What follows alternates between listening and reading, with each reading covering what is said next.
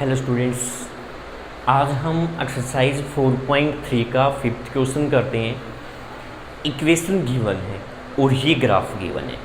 ये बताना है कि जो ये ग्राफ है ये कौन सी इक्वेशन का ग्राफ है। भाई हमें कैसे चेक करना है कि जो भी पॉइंट दिए गए हैं इस लाइन पर वो अगर जिस भी इक्वेशन को सेटिस्फाई करेंगे ना तो वही इक्वेशन हो जाएगी। सबसे पहले y = x को चेक करते हैं। पॉइंट है -1 1, x तो है -1 और y कितना है 1। क्या दोनों बराबर हैं? नहीं है। इसका मतलब इसके लिए तो ग्राफ होगा नहीं भाई। ठीक है, फिर चेक करते हैं x + y = 0 के लिए। x कितना है -1 प्लस y कितना है 1, तो -1 + 1 0 सेटिस्फाई हो गए। x 0 y 0 रखेंगे तो 0 + 0 = 0, ये भी सेटिस्फाई हो गए। ये पॉइंट है 1 -1, x को हम रखते हैं 1 और y को रखते हैं -1, ये भी सेटिस्फाई हो गया। यानी कि इस लाइन पर तीनों पॉइंटों को सेटिस्फाई कर रहा है। इसका मतलब ये जो ग्राफ है ये कौन सी इक्वेशन के लिए है? x + y = 0 के लिए। किसके लिए ग्राफ होगा ये? x + y = 0 के लिए। इसी तरह से ठीक सेकंड पार्ट होगा, वहाँ पर भी हमें इसी तरह से चेक करना है। नेक्स्ट है 6th question.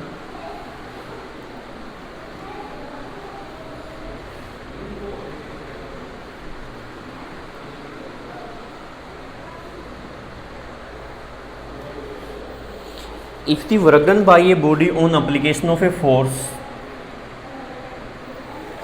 is directly proportional to the distance traveled by the body। भाई जो फोर्स है वो मैंने मान लिया y है। अब ये कह रहा है कि डायरेक्टली प्रोपोर्शनल है डिस्टेंस ट्रेवल्ड। डिस्टेंस क्या मान ली मैंने? x। तो ये कह रहा है कि जो फोर्स है वो डायरेक्टली प्रोपोर्शनल है किसके?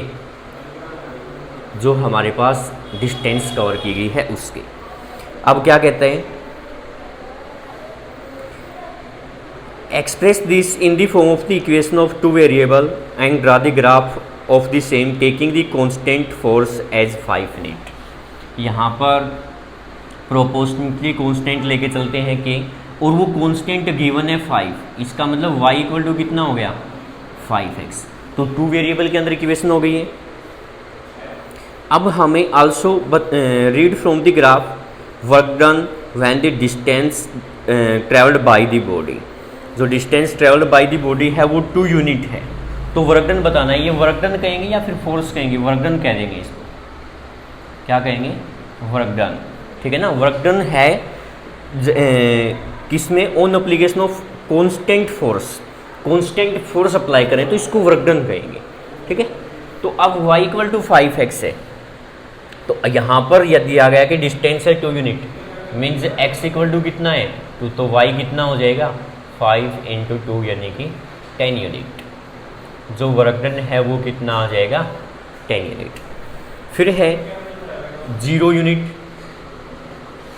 x गिवन है 0, तो y = 5 × क्या हो जाएगा 0, यानी कि y भी क्या आ जाएगा 0। यानी कि यहाँ पे 0 वर्क डन होगा, क्योंकि 0 डिस्टेंस कवर की गई है ना भाई।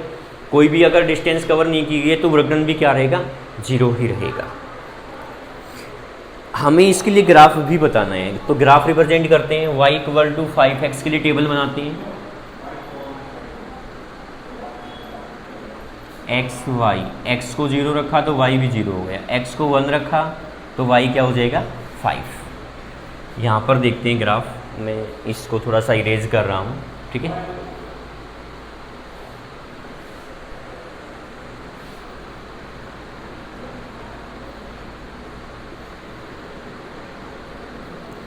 वन 2 3 4 5 1 2 3 4 5। x और y दोनों पॉजिटिव में ही चाहिए हमें। x 0 y 0। ओरिजिन पर x और y दोनों 0 होते हैं। x1 y 5, x1 इसी के डायरेक्शन में y 5। अब इन दोनों पॉइंट्स को हम ज्वाइन करते हैं। ये ग्राफ आ जाएगा किसके लिए? y = 5x के लिए।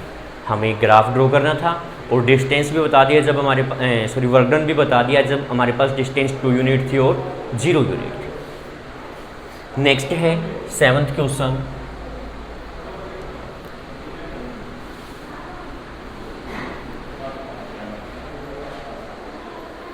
Yamini and Fatima, 2 students of class 9th of a school, together contributed Rs 100 toward the Prime Minister Relief Fund। Prime Minister Relief Fund है उसमें कंट्रीब्यूट कर रही हैं दोनों मिलकर 100 रुपीज़।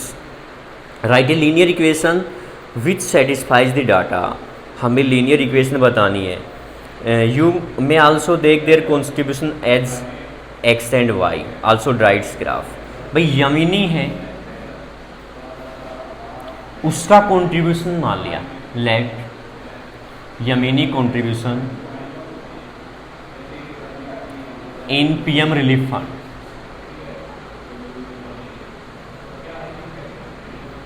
पीएम रिलीफ फंड में कितना कंट्रीब्यूशन मान लिया, एक्स रुपीज़। इसी तरह से फटीमा का कंट्रीब्यूशन है वो कितना मान लिया, Y rupees.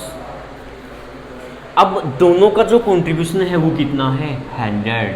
X plus y equal to क्या हो गया, 100। बस अब इसके लिए हमें क्या करना है, ग्राफ ड्रॉ करना है। पेयर ऑफ लीनियर इक्वेशन हो गया ना ये। यहाँ पर टेबल बनाते हैं, एक्स वाई, एक्स को 0 रखेंगे, वाई 100, वाई को 0 रखेंगे, एक्स 100 हो जाएगा। ठीक है, ग्राफ ड्रॉ करते हैं।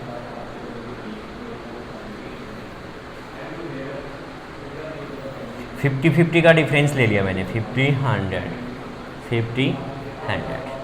ठीक है, एक्स 0 वाई 100, एक्स 0 और वाई कितना हो गया 100, यानी कि ये पॉइंट एक्स 100 वाई 0 ये पॉइंट हो जाएगा। दोनों पॉइंट्स को हम ज्वाइन करते हैं, ये ग्राफ आ जाएगा x plus y equal to 100 के लिए हमें ग्राफ ड्रॉ करना था और उसकी लीनियर इक्वेशन बतानी थी। नेक्स्ट है 8th क्वेश्चन।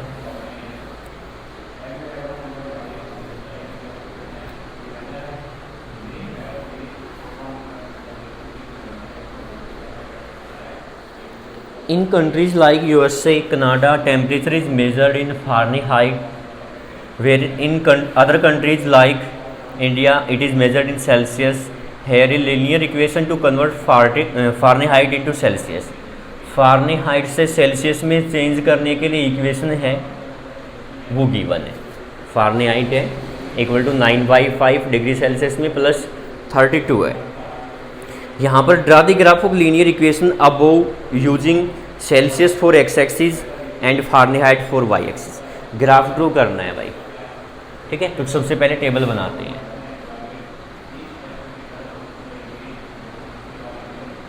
ये हो जाएगा F और C। तो C को हमने 0 रख दिया है 0 डिग्री सेल्सियस पर, तो F कितना हो जाएगा 32। बाकी अदर वैल्यू रख के देखते हैं भाई, कोई अदर वैल्यू रखो जिससे हमारे पास ये इसमें आ जाए। ये रख दिया मैंने, मतलब स्मॉल वैल्यू में आ जाए। मैंने रख दिया -20 इसको।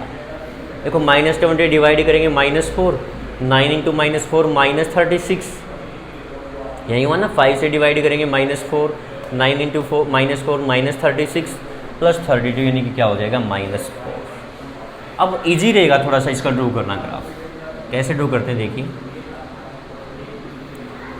यहाँ पर ये गिवन है कि सेल्सियस है वो एक्स एक्सिस में, इस तरफ सेल्सियस में आएगा, उस तरफ फ़ारेनहाइट में है। यहाँ पर डिफरेंस लेना मैंने 8 का भाई, 8 16 24 32, 8 16 या फिर 4 का भी ले सकते हो, 4 में ले लेते हैं। चलो 4 8 12 16 20 और F में है 32, तो वहाँ पर ड्रॉ कर लेंगे। ठीक है, उसके बाद हमारे पास ये है माइनस में -4 -8 -12 -16 -20, ये आ जाएगा हमारे पास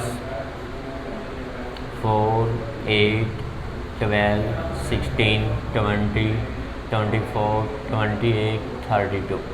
इसी तरह से माइनस में -4, -8, -12 ऐसे चलेगा, ठीक है। फारेनहाइट में 32 है, फारेनहाइट में 32 है, 0 डिग्री सेल्सियस, तो यही पॉइंट हो जाएगा। फारेनहाइट में -4 है, ये पॉइंट, और सेल्सियस में कितना है -20, तो -20 इस तरफ ये पॉइंट आ जाएंगे। अब इन दोनों पॉइंट्स को हम ज्वाइन करते हैं, ठीक है, ये हमारे पास ग्राफ हो जाएगा इसके लिए, ठीक है। अब क्या कहता है यहाँ पे सेकंड पार्ट में, पहला पार्ट तो ग्राफ ड्रॉ करना था। If the temperature is 30 degree Celsius, Celsius में गिवन है 30 डिग्री सेल्सियस है, what is the temperature in Fahrenheit, Fahrenheit में चेंज करते हैं 9/5, सेल्सियस में कितना गिवन है 30 + 32, 5 से 6, 54 + 32 यानी कि आ जाएगा 6538, 80 डिग्री फारेनहाइट आ जाएगा, ठीक है। नेक्स्ट है third part, if the temperature is 95 degree Fahrenheit, Fahrenheit में गिवन है,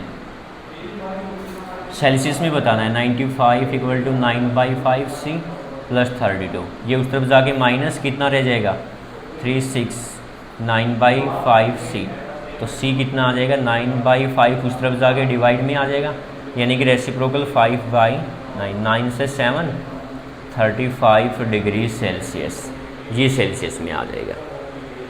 नेक्स्ट है fourth part, if the temperature is 0 degree Celsius, अगर 0 डिग्री सेल्सियस लेते हैं तो फारेनहाइट में क्या आएगा, ये तो 0 हो जाएगा, 32 डिग्री फारेनहाइट आ जाएगा, ठीक है। अगर ये कहता है कि फारेनहाइट में 0 है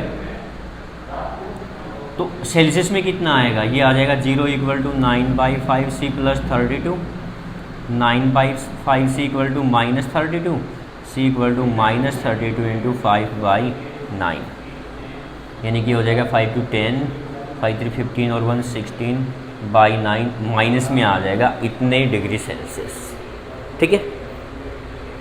is there is a temperature which is numerically same in both Fahrenheit and Celsius, if yes find it, ये कहता है कि क्या न्यूमेरिकली हमारे पास फारेनहाइट और सेल्सियस दोनों इक्वल होंगे किस वैल्यू के लिए, देखते हैं हम। मैंने यहाँ पर क्या किया, सिंप्लीफाई किया है कि फारेनहाइट और सेल्सियस दोनों बराबर है ना, तो एक बार फारेनहाइट और दोनों को मैं सेल्सियस रखता हूँ या फिर दोनों को फारेनहाइट रखता हूँ, दोनों को इक्वल मान के चलना है ना। सिंप्लीफाई करेंगे, ये आ जाएगा हमारे पास, इस तरफ आगे माइनस का 32, 9/5 -C, 9/5C -C, ये उस तरफ जाके माइनस, एलसीएम 5, 9C - ये हो जाएगा 5C, यानी कि 4C/5, C की वैल्यू कितनी हो जाएगी -32 × 5/4, ये आएगा 8 पर, यानी कि -40, यानी कि फारेनहाइट में -40 डिग्री और सेल्सियस में -40 डिग्री दोनों क्या रहेंगे इक्वल। यही बताना है कि फारेनहाइट और डिग्री सेल्सियस में हमारे पास ऐसी कोई न्यूमेरिकली वैल्यू है जिस पे दोनों इक्वल होते हैं, तो वो है -40 डिग्री सेल्सियस पे -40 डिग्री फारेनहाइट ही होता है। ये है exercise 4.3, that's all, thank you.